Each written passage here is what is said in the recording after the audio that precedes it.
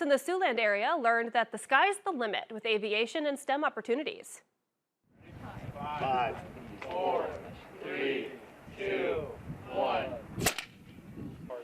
The Northwest Iowa region of the Governor's STEM Advisory Council put together this program with the Mid-America Museum of Aviation and Transportation and the 185th Air National Guard Refueling Wing. It gave students a taste of the many job opportunities in these fields.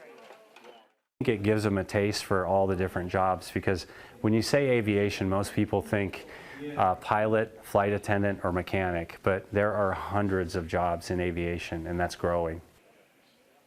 The students went through different lectures and hands-on experiences during the event.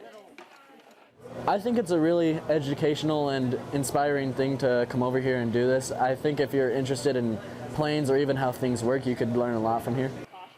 There were 16 schools with around 200 students from 6th through 12th grade in attendance at today's event.